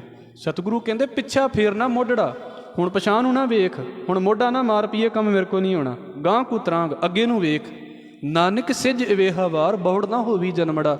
ਚੇਤੇ ਰੱਖ ਵੀ ਤੂੰ ਇਸੇ ਵਾਰੀ 'ਚ ਹੀ ਪਾਰ ਹੋਣਾ ਹੈ, ਗਾਂ ਗਾਂ ਜਨਮ ਨਹੀਂ ਹੋਣੇ। ਇਹਨੂੰ ਸੋਚ ਕੇ ਚੱਲ ਨਾ। ਦਾਤਾਰ ਕਹਿੰਦੇ ਨੇ ਭਾਈ ਉਸ ਇਸਤਰੀ ਦੇ ਵਾਂਗੂ ਜਿਹਨੂੰ ਪਤਾ ਹੈ ਵੀ ਹੁਣ ਮੈਂ ਖਤਮ ਹੋ ਹੀ ਜਾਣਾ ਹੈ, ਉੱਦਾਂ ਸਿੱਖੀ ਆਪਣੀ ਨਿਭਾਈ ਜਾਵੇ, ਸਿੱਖੀ ਕਮਾਈਏ ਵੀ ਸੱਚੇ ਪਾਤਸ਼ਾਹ ਹੁਣ ਮੇਰਾ ਤੇਰੇ ਨਾਲ ਕੰਮ ਰਹਿ ਗਿਆ ਹੈ ਅਤੇ ਕਿਰਪਾ ਕਰ ਮੇਰੀ ਜ਼ਿੰਦਗੀ ਦੇ ਵਿੱਚ ਉਹ ਡਾਵਾਂਡੋਲ ਹੋਣ ਵਾਲੀ ਹਾਲਤ ਖਤਮ ਹੋ ਜਾਵੇ। ਹੁਣ ਇਹ ਨਹੀਂ ਵੀ 2-4 ਦਿਨ ਬੰਦਗੀ ਕਰ ਲਾਂ ਅਤੇ ਫਿਰ ਭੁੱਲ ਵੀ ਜਾਵੇ ਅਤੇ ਫਿਰ ਸ਼ੁਰੂ ਕਰ ਲਵਾਂ, ਕਦੀ ਸ਼ੁਰੂ ਹੀ ਨਹੀਂ ਹੋ ਪਾਉਂਦੀ। ਇਹ ਇੱਦਾਂ ਦੀ ਗੱਲ ਹੈ, ਜਿੰਨਾ ਕੁ ਅਸੀਂ ਅੱਗੇ ਤੁਰਦੇ ਹਾਂ ਉੱਥੇ ਕੁ ਫਿਰ ਆ ਕੇ ਖੜ੍ਹੇ ਹੋ ਜਾਂਦੇ ਹਾਂ। ਆਪਣੀਆਂ ਬੰਦਗੀਆਂ ਦੇ ਹਾਲ ਵੇਖ ਲਈਏ, ਸਾਡੇ ਨਾਲ ਇੱਦਾਂ ਹੀ ਵਾਪਰਦਾ ਹੋਵੇਗਾ। ਕਿਸੇ ਨੂੰ ਬੁਰਾ ਨਹੀਂ ਕਹਿ ਰਿਹਾ ਮੈਂ, ਪਰ ਆਪ ਜੀ ਦੇ ਨਾਲ ਵੇਖਿਓ ਇੱਦਾਂ ਥੋੜ੍ਹਾ ਹੁੰਦਾ ਵੀ ਬੰਦਾ 10 ਸਾਲ ਪਾਠ ਕਰੇ ਅਤੇ ਬੰਦੇ ਨੂੰ ਲੱਗੇ ਵੀ ਜ਼ਿੰਦਗੀ 'ਚ ਕੁਝ ਬਣਿਆ ਹੀ ਨਹੀਂ। ਇਹ ਕਿੱਦਾਂ ਹੋ ਸਕਦਾ? ਬਣਨਾ ਤਾਂ ਚਾਹੀਦਾ ਸੀ। ਮੈਂ ਤਾਂ ਬੇਨਤੀ ਕਰਦਾ ਹੁੰਦਾ ਵੀ ਬੱਚਾ 1 ਸਾਲ ਸਕੂਲ ਜਾਵੇ ਅਤੇ ਪਾਸ ਨਾ ਹੋਵੇ ਅਤੇ ਫਿਰ ਮਾਂ ਪਿਓ ਕੀ ਸੋਚਦੇ ਨੇ ਵੀ ਜਾਂ ਤਾਂ ਬੱਚੇ ਵੱਲ ਧਿਆਨ ਦਿਓ ਜਾਂ ਸਕੂਲ ਬਦਲ ਲਓ ਇਹਦਾ, ਕਿਉਂਕਿ ਇਹਨੇ ਸਾਲ ਦੇ ਵਿੱਚ ਕੁਝ ਨਹੀਂ ਕੀਤਾ। ਅਤੇ ਸਾਡੇ ਧਾਰਮਿਕ ਲੋਕਾਂ ਦੇ ਹਾਲ ਵੇਖ ਲਓ, ਕਿੰਨੇ ਸਦੀਆਂ ਲੰਘ ਜਾਂਦੀਆਂ ਨੇ, ਉੱਥੋਂ ਉਹੋ ਜਿਹੇ ਰਹਿੰਦੇ ਹਾਂ ਅਸੀਂ। ਕਿਸੇ ਨੂੰ ਮੈਂ ਕੀ ਕਹਾਂ, ਮੈਂ ਆਪਣੀ ਗੱਲ ਕਰਾਂ, ਅਸੀਂ ਉਹੋ ਜਿਹੇ ਰਹਿ ਜਾਂਦੇ ਹਾਂ। ਦਾਤਾਰ ਕਹਿੰਦੇ ਉਹ ਰਹੇ ਤਾਂ ਵਾ ਵੀ ਅਸੀਂ 2-4 ਦਿਨ ਜਾਂਦੇ ਹਾਂ, ਫਿਰ ਖਲੋ ਜਾਂਦੇ ਹਾਂ, ਫਿਰ ਅਸੀਂ ਸ਼ੁਰੂ ਕਰਦੇ ਹਾਂ, ਫਿਰ 2-4 ਦਿਨ ਉੱਥੇ ਕਿ ਜੇ ਪਹੁੰਚਦੇ ਹਾਂ ਤਾਂ ਫਿਰ ਵਾਪਸ ਉੱਥੇ ਹੀ ਜਗ੍ਹਾ ਦੇ ਉੱਤੇ ਆ ਜਾਂਦੇ ਹਾਂ। ਦੌੜਦੇ ਵੀ ਹਾਂ ਪਰ ਵਾਪਸ ਉਸੇ ਜਗ੍ਹਾ ਦੇ ਉੱਤੇ ਆ ਕੇ ਖਲੋ ਜਾਂਦੇ। ਹੁਣ ਜੇ ਤੁਰੇ ਹਾਂ ਤਾਂ ਫਿਰ ਤੁਰੇ ਰਹੀਏ। ਮਾਲਕ ਕਿਰਪਾ ਕਰੇ, ਸਾਡੇ ਵੱਸ ਦੀਆਂ ਖੇਡਾਂ ਨਹੀਂ ਹੈ, ਸਤਿਗੁਰੂ ਆਪ ਹੀ ਕਿਰਪਾ ਕਰਕੇ ਪੱਲੇ ਦੇ ਨਾਲ ਜੋੜ ਕੇ ਤੇ ਤੋਰ ਲਵੇ। ਇਹ ਵੀ ਮਹਾਰਾਜ ਨੇ ਬੋਲਿਆ ਹੈ। ਸਤਿਗੁਰੂ ਕਿਰਪਾ ਕਰੇ। ਅਗਲਾ ਜਿਹੜਾ ਇਹਦੇ ਨਾਲ ਸਲੋਕ ਹੈ, ਹੁਣ ਇਹ ਤੁਰੇ ਕਿੱਦਾਂ ਇਸ ਪਾਸੇ, ਇਹ ਵੀ ਇਹਦੇ ਨਾਲ ਦੀ ਖੇਡ ਹੈ। ਹਜ਼ੂਰ ਕਹਿੰਦੇ ਕਬੀਰ ਮਨ ਪੰਖੀ ਭਇਓ ਉੱਡ ਉੱਡ ਦਾਹ ਦਿਸ ਜਾਏ, ਜੋ ਜੈਸੀ ਸੰਗਤ ਮਿਲੇ ਸੋ ਤੈਸੋ ਫਲ ਖਾਏ। ਸਤਿਗੁਰੂ ਕਹਿੰਦੇ ਜੇ ਤੋਰਨਾ ਹੈ ਤਾਂ ਤੁਹਾਨੂੰ ਉਹ ਬੰਦੇ ਚਾਹੀਦੇ ਨੇ ਜਿਹੜੇ ਗੁਰਦੁਆਰੇ ਵੱਲ ਆਉਣ ਵਾਲੇ ਨੇ। ਇਹਨੂੰ ਪ੍ਰੈਕਟੀਕਲ ਦੇ ਵਿੱਚ ਕਰਕੇ ਵੇਖ ਲਿਓ ਅਤੇ ਤੁਹਾਡਾ ਪ੍ਰੈਕਟੀਕਲ ਵੀ ਹੋਵੇਗਾ। ਤੁਸੀਂ ਗੁਰਦੁਆਰੇ ਆਉਣਾ ਹੈ, ਜੇ ਤੁਹਾਨੂੰ ਤੁਹਾਡੇ ਘਰ ਦੇ ਨਹੀਂ ਕੁਝ ਕਹਿ ਰਹੇ ਜਾਂ ਤੁਹਾਡੀ ਕੋਈ ਪੁੱਛ ਨਹੀਂ ਹੈ ਵੀ ਚੱਲ ਗਏ ਨਹੀਂ ਚੱਲ ਗਏ ਕੋਈ ਮਤਲਬ ਨਹੀਂ, ਜਾਂ ਸਗੋਂ ਤੁਹਾਨੂੰ ਦੂਸਰੇ ਪਾਸੇ ਤੋਂ ਕਹਿਣਾ ਸ਼ੁਰੂ ਕਰ ਦੇਣ ਵੀ ਲੈ ਤੁਸੀਂ ਕਿਹੜੇ ਪਾਸੇ ਸ਼ੁਰੂ ਹੋ ਗਏ, ਫਿਰ ਵੇਖਿਓ ਕੀ ਹਾਲ ਹੁੰਦਾ। ਫਿਰ ਛੁੱਟ ਜਾਂਦਾ ਗੁਰਦੁਆਰਾ। ਕਿੰਨਿਆਂ ਦਾ ਛੁੱਟ ਜਾਂਦਾ ਤੁਹਾਡੇ ਸਾਹਮਣੇ ਹੀ ਹੈ। ਕਿੰਨੇ ਨਾਲ ਜੁੜਦੇ ਨੇ ਨਵੇਂ, ਫਿਰ ਛੁੱਟ ਜਾਂਦਾ। ਕਿਉਂ ਛੁੱਟ ਜਾਂਦਾ? ਕਿਉਂਕਿ ਨਾ ਤਾਂ ਆਪਣੇ ਮਨ ਤੋਂ ਪੁੱਛਦੇ ਨੇ ਅਤੇ ਨਾ ਕੋਈ ਘਰ 'ਚ ਹੀ ਪੁੱਛਣ ਵਾਲਾ ਹੁੰਦਾ ਵੀ ਤੁਸੀਂ ਗਏ ਸੀ ਕਿ ਨਹੀਂ ਗਏ। ਕੌਣ ਪੁੱਛਦਾ? ਘਰਦਿਆਂ ਨੂੰ ਇਸ ਗੱਲ ਦੀ ਚਿੰਤਾ ਹੀ ਨਹੀਂ ਵੀ ਜਾਵੇ ਨਾ ਜਾਵੇ, ਉਹਦੇ ਨਾਲ ਮਤਲਬ ਹੀ ਨਹੀਂ। ਹਜ਼ੂਰ ਕਹਿੰਦੇ ਮਨ ਨੂੰ ਜਿਹੋ ਜਿਹੇ ਬੰਦੇ ਮਿਲ ਗਏ ਨਾ, ਮਨ ਉਹੋ ਜਿਹਿਆਂ ਦੇ ਕੋਲ ਉਹੋ ਜਿਹਾ ਹੋ ਜਾਂਦਾ ਹੈ। ਜੇ ਤਾਂ ਇਹਨੂੰ ਸੰਗਤ ਵਾਲੇ ਬੰਦੇ ਮਿਲ ਗਏ, ਇਹਨੇ ਵੇਖੋ ਸਤਸੰਗੀ ਹੋ ਜਾਣਾ। ਅਤੇ ਜੇ ਇਹਨੂੰ ਦੂਜੇ ਮਿਲ ਗਏ, ਇਹ ਭਾਵੇਂ ਰੋਜ਼ ਦਾ ਸਤਸੰਗੀ ਹੋਵੇ, ਇਹਨੇ ਫਿਰ ਉੱਧਰ ਡਿੱਗ ਪੈਣਾ ਜਾ ਕੇ। ਇਹ ਸੰਗਤ ਦੇ ਉੱਤੇ ਡਿਪੈਂਡ ਕਰਦਾ ਵੀ ਇਹ ਛੋਟੀ ਮੋਟੀ ਗੱਲ ਨਹੀਂ ਹੈ। ਮਹਾਰਾਜ ਕਿਉਂ ਸਾਨੂੰ ਕਹਿੰਦੇ ਨੇ ਵੀ ਰੋਜ਼ ਸੰਗਤ ਕਰੋ? ਸਤਿਗੁਰੂ ਨੂੰ ਪਤਾ ਸੀ ਵੀ ਮਨ ਇਹਦਾ ਅਸਰ ਕਬੂਲਦਾ ਹੈ। ਭਾਈ ਗੁਰਦਾਸ ਸਾਹਿਬ ਜੀ ਦਾ ਇੱਕ ਬੋਲ ਆਪ ਜੀ ਦੇ ਅੱਗੇ ਰੱਖ ਦੇਵਾਂ। ਹਜ਼ੂਰ ਕਹਿੰਦੇ ਨੇ ਜੈਸੇ ਸੂਆ ਉੜਤ ਫਿਰਤ ਬਨ ਬਨ ਪ੍ਰਤ, ਜੈਸੇ ਹੀ ਬਿਰਖ ਬੈਠੇ ਤੈਸੇ ਫਲ ਚੱਖ ਹੀ। ਜਿਹੜਾ ਤੋਤਾ ਹੁੰਦਾ ਨਾ, ਉਹ ਕਹਿੰਦੇ ਵੇਖੋ ਜਿਹੋ ਜਿਹੇ ਵੀ ਦਰਖਤ ਦੇ ਉੱਤੇ ਬੈਠਦਾ ਹੈ ਅਤੇ ਫਿਰ ਉਹੋ ਜਿਹੇ ਫਲ ਖਾਂਦਾ। ਜੇ ਮਿੱਠੇ ਫਲਾਂ ਵਾਲੇ ਦਰਖਤ 'ਤੇ ਬਹਿ ਗਿਆ, ਉਹਨੇ ਉਹਨੂੰ ਖਾਣਾ ਸ਼ੁਰੂ ਕਰ ਦੇਣਾ। ਅਤੇ ਜੇ ਕਿਤੇ ਮਿਰਚਾਂ ਦੇ ਪੌਦੇ 'ਤੇ ਬਹਿ ਗਿਆ, ਫਿਰ ਕੀ ਕਰੇਗਾ? ਫਿਰ ਮਿਰਚਾਂ ਖਾਵੇਗਾ। ਹੈ ਤਾਂ ਉਹੀ ਹੈ ਨਾ, ਕਿਤੇ ਉਹ ਮਿੱਠਾ ਫਲ ਖਾਈ ਜਾਂਦਾ, ਕਿਤੇ ਕੌੜਾ ਫਲ ਖਾਈ ਜਾਂਦਾ। ਸਾਨੂੰ ਕਿੰਨੇ ਬੰਦੇ ਮਿਲਦੇ ਨੇ, ਕਈਆਂ ਦੇ ਲਾਗੇ ਬੈਠ ਕੇ ਚੰਗੀਆਂ ਗੱਲਾਂ ਸਿੱਖ ਲੈਂਦੇ ਅਤੇ ਕਈਆਂ ਦੇ ਲਾਗੇ ਬੈਠ ਕੇ ਕੀ ਸਿੱਖਦੇ ਹਾਂ ਸਾਨੂੰ ਪਤਾ ਹੀ ਹੈ। ਜੈਸੇ ਸੂਆ ਉੜਤ ਫਿਰਤ ਬਨ ਬਨ ਪ੍ਰਤ, ਜੈਸੇ ਹੀ ਬਿਰਖ ਬੈਠੇ ਤੈਸੇ ਫਲ ਚੱਖ ਹੀ। ਪਰ ਬਸ ਭਏ ਜੈਸੀ ਜੈਸੀ ਇਹ ਸੰਗਤ ਮਿਲੇ, ਸੁਣ ਉਪਦੇਸ਼ ਤੈਸੀ ਭਾਖਾ ਲੈ ਸੋ ਭਾਖਾ ਹੀ। ਤੁੱਤ ਦੇ ਵਿੱਚ ਇੱਕ ਗੁਣ ਉਹ ਵੀ ਹੁੰਦਾ ਨਾ ਵੀ ਜਿਹੜਾ ਲੋਕਾਂ ਦੀ ਬੋਲੀ ਸਿੱਖ ਲੈਂਦਾ ਮੰਨਿਆ ਜਾਂਦਾ ਨਾ। ਬਾਕੀ ਜਾਨਵਰ ਘੱਟ ਸਿੱਖਦੇ ਨੇ, ਇਹ ਛੇਤੀ ਸਿੱਖ ਲੈਂਦਾ ਵੀ ਜਿੱਦਾਂ ਬੰਦਾ ਬੋਲਦਾ ਇੱਦਾਂ ਬੋਲਦੇ ਨੇ। ਹੁਣ ਜਿਹੋ ਜਿਹੇ ਬੰਦੇ ਜੇ ਲਾਗੇ ਬਿਠਾ ਦਿਓ, ਉਹ ਉੱਦਾਂ ਦੀ ਬੋਲੀ ਸਿੱਖ ਲੈਂਦਾ ਹੈ। ਜੇ ਕਿਤੇ ਉਹਨੂੰ ਵਾਹਿਗੁਰੂ ਕਹਿਣ ਵਾਲੇ ਦੇ ਲਾਗੇ ਬਿਠਾਤਾ ਤਾਂ ਉਹਨੇ ਵੀ ਵਾਹਿਗੁਰੂ ਕਹਿਣਾ ਸਿੱਖ ਲੈਣਾ। ਅਤੇ ਜੇ ਉਹਨੂੰ ਉਹੋ ਜਿਹੇ ਬੰਦੇ ਲਾਗੇ ਬਿਠਾਤਾ ਜਿਹਨੇ ਕਦੀ ਚੰਗਾ ਉਹ ਬੋਲਿਆ ਹੀ ਨਹੀਂ, ਫਿਰ ਤੋਤੇ ਨੇ ਵੀ ਇਹੋ ਕੁਝ ਹੀ ਬੋਲਣਾ। ਤੇ ਇਹ ਚਲੋ ਤੋਤੇ ਦੀ ਤੇ ਉਦਾਹਰਣ ਬੜੀ ਦੂਰ ਅਸੀਂ ਕਿਤੇ ਵੇਖੀ ਨਹੀਂ ਹੋਵੇਗੀ। ਜਿਹੋ ਜੇ ਘਰ ਦੇ ਮੈਂਬਰ ਬੋਲਦੇ ਨੇ, ਗਾਂ ਬੱਚੇ ਵੀ ਉਹੀ ਬੋਲਦੇ ਨੇ, ਔਰ ਛੋਟੇ ਬੱਚਿਆਂ ਤੇ ਖਾਸ ਕਰਕੇ ਇਹ ਹੋ ਰਿਹਾ ਹੁੰਦਾ। ਪਰ ਬਸ ਭਏ ਜੈਸੀ ਜੈਸੀ ਹੈ ਸੰਗਤ ਮਿਲੇ, ਸੁਨ ਉਪਦੇਸ਼ ਤੈਸੀ ਭਾਖਾ ਲੈ ਸੋ ਭਾਖਈ, ਤੈਸੇ ਚਿਤ ਚੰਚਲ ਚਪਲ ਜਲ ਕੋ ਸੁਭਾਓ, ਜੈਸੇ ਰੰਗ ਸੰਗ ਮਿਲੇ ਤੈਸੇ ਰੰਗ ਰਾਖਈ। ਕਹਿੰਦੇ ਜਿਹੜਾ ਸਾਡਾ ਮਨ ਹੈ ਨਾ, ਇਹਦਾ ਸੁਭਾਅ ਤੇ ਪਾਣੀ ਵਰਗਾ ਹੈ। ਤੈਸੇ ਚਿਤ ਚੰਚਲ ਚਪਲ ਜਲ ਕੋ ਸੁਭਾਓ, ਇੱਕ ਤੇ ਤੇਜ ਬੜਾ ਹੈ, ਇੱਕ ਪਾਣੀ ਵਰਗਾ ਸੁਭਾਅ ਹੈ। ਜੈਸੇ ਰੰਗ ਸੰਗ ਮਿਲੇ ਤੈਸੇ ਰੰਗ ਰਾਖਈ। ਜੇ ਲਾਲ ਰੰਗ ਪਾਣੀ 'ਚ ਪਾਤਾ ਤਾਂ ਪਾਣੀ ਲਾਲ ਰੰਗ ਦਾ ਹੋ ਗਿਆ, ਹਰਿਆ ਪਾ ਦਿੱਤਾ ਤਾਂ ਪਾਣੀ ਹਰਾ ਹੋ ਗਿਆ। ਜਿਹੜਾ ਰੰਗ ਪਾਣੀ 'ਚ ਪਾਤਾ ਪਾਣੀ ਨੇ ਉਹੀ ਰੰਗ ਫੜ ਲਿਆ। ਮਨ ਨੂੰ ਜਿਹੜੀ ਗੱਲ ਸਿਖਾ ਦਿੱਤੀ, ਮਨ ਨੇ ਉਹੀ ਗੱਲ ਫੜਨੀ ਸ਼ੁਰੂ ਕਰ ਦੇਣੀ ਹੈ। ਅਤੇ ਜਿਹੜੀ ਗੱਲ ਮਨ ਨੂੰ ਫੜਦੇ ਨੂੰ 15-20 ਸਾਲ ਹੋ ਗਏ ਨੇ, ਐਡੀ ਛੇਤੀ ਮਨ ਛੱਡ ਕਿੱਦਾਂ ਦੇਵੇ? ਇਸੇ ਕਰਕੇ ਛੁੱਟਦਾ ਨਹੀਂ ਹੈ ਸਾਰਾ ਕੁਝ, ਕਿਉਂਕਿ ਇੱਕ ਰੰਗ ਨੂੰ ਫੜੇ ਹੋਏ ਨੂੰ ਕਿੰਨੇ ਸਾਲ ਹੋ ਗਏ ਨੇ। ਜਿਹੜਾ ਸੁਭਾਅ ਮਨ ਨੇ ਚੜ੍ਹਾ ਲਿਆ ਹੈ ਆਪਣੇ ਉੱਤੇ, ਐਡੀ ਜਲਦੀ ਉਤਰਦਾ ਨਹੀਂ ਹੈ। ਪਰ ਇਹ ਨਹੀਂ ਵੀ ਕੁਝ ਅਸਰ ਨਹੀਂ ਕਬੂਲ ਦਾ। ਜੈਸੇ ਤੈਸੇ ਚਿਤ ਚੰਚਲ ਚਪਲ ਜਲ ਕੋ ਸੁਭਾਓ, ਜੈਸੇ ਰੰਗ ਸੰਗ ਮਿਲੇ ਤੈਸਾ ਰੰਗ ਰਾਖਈ। ਭਾਈ ਗੁਰਦਾਸ ਸਾਹਿਬ ਕਹਿੰਦੇ, ਅਦਮ ਅਸਾਧ ਜੈਸੇ ਬਾਰਨੀ ਵਿਨਾਸ਼ ਕਾਲ, ਸਾਧ ਸੰਗ ਗੰਗ ਮਿਲ ਸੁਜਨ ਅਭਿਲਾਖਈ। ਕਹਿੰਦੇ ਮੈਂ ਤਾਂ ਇੱਦਾਂ ਦੇ ਬੰਦੇ ਵੀ ਵੇਖਦਾ ਵਾਂ ਵੀ ਕਈ ਬੰਦੇ ਆਖਰੀ ਸਾਹਾਂ ਦੇ ਉੱਤੇ ਹੁੰਦੇ ਨੇ, ਅਤੇ ਕਈ ਤਾਂ ਇਹ ਕਹਿ ਰਹੇ ਹੁੰਦੇ ਨੇ ਵੀ ਸਾਡੇ ਲਾਗੇ ਪਾਠ ਕਰ ਲਓ, ਇੱਕ ਅੱਧਾ ਪਾਠ ਹੀ ਸੁਣਾ ਦਿਓ। ਅਤੇ ਕਹਿੰਦੇ ਉਹ ਇੱਦਾਂ ਦੇ ਵੀ ਹੁੰਦੇ ਨੇ ਜਿਹੜੇ ਅੰਤਿਮ ਸਮੇਂ ਦੇ ਉੱਤੇ ਹੁੰਦੇ ਨੇ, ਅਤੇ ਉਹ ਕਹਿ ਰਹੇ ਹੁੰਦੇ ਵੀ ਇੱਕ ਅੱਧੀ ਸ਼ਰਾਬ ਦੀ ਬੋਤਲ ਮੇਰੇ ਲਾਗੇ ਲਿਆ ਕੇ ਰੱਖ ਦਿਓ, ਮਰ ਤੇ ਜਾਣਾ ਹੀ ਆ, ਪੀ ਲਈਏ। ਇਹ ਇੱਦਾਂ ਦੇ ਬੰਦੇ ਵੀ ਹੁੰਦੇ ਨੇ। ਉਹ ਕਿਹੜੀ ਚੀਜ਼ ਉਹਨਾਂ ਨੂੰ ਲੈ ਕੇ ਜਾਂਦੀ ਹੈ? ਅਦਮ ਅਸਾਧ ਜੈਸੇ ਬਾਰਣੀ ਵਿਨਾਸ਼ ਕਾਲ। ਬਿਲਕੁਲ ਅਸਾਧ ਬੰਦਾ, ਉਹ ਮਰਨ ਵੇਲੇ ਵੀ ਸ਼ਰਾਬ ਨੂੰ ਸੋਚੀ ਜਾ ਰਿਹਾ ਹੈ। ਦੂਜੇ ਪਾਸੇ ਸਾਧ ਸੰਗ ਗੰਗ ਮਿਲ ਸੁਜਨ ਬਿਲਾਖਈ, ਅਤੇ ਸੰਗਤ ਦੇ ਵਿੱਚ ਆਉਣ ਵਾਲਾ ਜਿਹੜਾ ਸਾਧੂ ਹੈ, ਉਹ ਸੋਚਦਾ ਪਿਆ ਵੀ ਮੇਰੇ ਲਾਗੇ ਕੋਈ ਤੁਸੀਂ ਚੰਗੀ ਗੱਲ ਕਰ ਲਓ, ਰੱਬ ਦੇ ਨਾਂ ਦੀ ਗੱਲ ਕਰ ਲਓ। ਹੈ ਤੇ ਸੰਗਤ ਦਾ ਹੀ ਫਰਕ ਸੀ ਨਾ, ਵੀ ਇੱਕ ਜਣਾ ਕਿਹੜੀ ਚੀਜ਼ ਮੰਗਦਾ ਅਤੇ ਇੱਕ ਜਣਾ ਕਿਹੜੀ ਚੀਜ਼ ਮੰਗਦਾ ਪਿਆ ਹੈ। ਭਾਈ ਗੁਰਦਾਸ ਸਾਹਿਬ ਕਹਿੰਦੇ ਨੇ, ਭਾਈ ਇਹ ਹੈ ਚਿੱਤ ਦੀ ਬਿਰਤੀ, ਜਿਹਦੇ ਲਾਗੇ ਲਾਓਗੇ ਉਹੋ ਜਿਹਾ ਹੋਣਾ ਸ਼ੁਰੂ ਹੋ ਜਾਵੇਗਾ। ਬਾਬਾ ਕਬੀਰ ਕਹਿੰਦੇ, ਕਬੀਰ ਮਨ ਪੰਖੀ ਪਇਓ, ਮਨ ਤੇ ਪੰਛੀ ਦੇ ਵਰਗਾ ਹੈ, ਉੱਡ ਉੱਡ ਦਾਹ ਦਿਸ ਜਾਏ। ਅਤੇ ਇਹਦੇ ਵੱਸ ਦੀ ਗੱਲ ਵੀ ਨਹੀਂ ਹੈ ਇੱਕ ਥਾਂ 'ਤੇ ਬੈਠ ਜਾਵੇ। ਕਦੀ ਪੰਛੀ ਇੱਕ ਥਾਂ 'ਤੇ ਨਹੀਂ ਨਾ ਬੈਠਦਾ, ਮਨ ਵੀ ਨਹੀਂ ਬੈਠਦਾ। ਮਨ ਪੰਖੀ ਪਇਓ ਉੱਡ ਉੱਡ ਦਾਹ ਦਿਸ ਜਾਏ, ਹਰ ਪਾਸੇ ਉੱਡ ਕੇ ਬੈਠੇਗਾ। ਜੋ ਜੈਸੀ ਸੰਗਤ ਮਿਲੇ, ਜਿਹੋ ਜੀ ਇਹਨੂੰ ਸੰਗਤ ਮਿਲ ਗਈ ਨਾ, ਮਹਾਰਾਜ ਕਹਿੰਦੇ ਸੋ ਤੈਸੋ ਫਲ ਖਾਏ, ਫਿਰ ਉਹ ਜਿਹਾ ਫਲ ਖਾ ਲੈਂਦਾ ਹੈ। ਅਤੇ ਬੇਨਤੀ ਕਰ ਦੇਵਾਂ, ਕਈ ਗੱਲਾਂ ਦੀ ਸੰਗਤ ਨਾ ਅਜੇ ਬਹੁਤੇ ਲੋਕਾਂ ਨੂੰ ਮਿਲੀ ਨਹੀਂ ਸੀ, ਅਤੇ ਇਸ ਕਰਕੇ ਮਨ ਉੱਧਰ ਗਿਆ ਹੀ ਨਹੀਂ ਸੀ। ਮਨ ਨੂੰ ਸੰਗਤ ਮਿਲ ਗਈ, ਮਨ ਨੇ ਸਾਰਾ ਕੁਝ ਹੀ ਭੁਲਾ ਦਿੱਤਾ, ਮਨ ਤੁਰ ਪਿਆ ਉਸ ਪਾਸੇ, ਫਿਰ ਗਲਤ ਪਾਸੇ ਹੀ ਲੱਗਾ ਰਿਹਾ ਸਾਰੀ ਜ਼ਿੰਦਗੀ। ਇਸ ਕਰਕੇ ਦਾਤਾਰ ਕਹਿੰਦੇ ਨੇ, ਭਾਈ ਇੱਕ ਤਾਂ ਗੁਰੂ ਦੀ ਸੰਗਤ ਵੱਲ ਜੁੜੋ, ਇੱਧਰ ਮਨ ਲਾਉਣ ਦੀ ਕੋਸ਼ਿਸ਼ ਕਰੋ। ਪਰ ਇਹ ਐਡਾ ਸੌਖਾ ਵੀ ਨਹੀਂ ਹੈ।